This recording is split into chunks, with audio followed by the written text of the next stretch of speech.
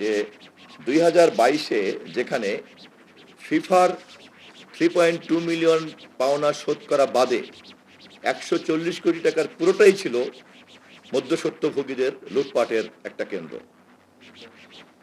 3.2 million.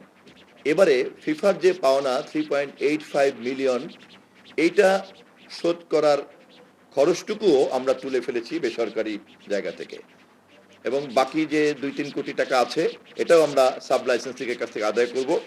আমরা এবারের বিশ্বকাপের খরচকে প্রায় শূন্যের কোঠায় নামিয়ে ফেলছি। এটা হলো জাতির জন্য এই শুভ সংবাদটা জানিয়ে রাখলাম, যেখানে 140 কোটি টাকার টার্নওভার ছিল 2022-এর বিশ্বকাপে, ফিফার পাওনা বাদে বাকিটা সবই UV protection যুক্ত Tibet luxury talcum powder, the next generation fragrance. এবারে ফিফার পাওনাটাই শুধুমাত্র আমরা শোধ করছি, তাও তথ্য মন্ত্রণালয়ের উদ্যোগে, বিটিভির উদ্যোগে সাব লাইসেন্সিং এর মাধ্যমে আমরা আদায় করছি। ফলে রেভিনিউর উপরে কোনো চাপ পড়ছে না, অথচ সবাই মিলে বিশ্বকাপ দেখেছেন এবং অত্যন্ত আনন্দেই তারা এটা খেলা উপভোগ করেছেন। আমি গতকালকের খেলায় তৃতীয় স্থান অধিকার করেছে অলরেডি ইংল্যান্ডের দল। ইংল্যান্ডের সকল সমর্থককে অভিনন্দন জানাই যে তারা আজকে ভোরে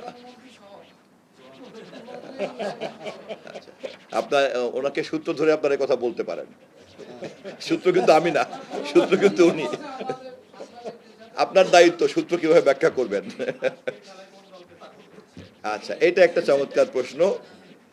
এই সাপোর্টটা সরকারের এই চেয়ারে বসে তো বলা যাবে না। আপনি আসবেন, চা খাবো, আপনার সঙ্গে আলাপ করবো।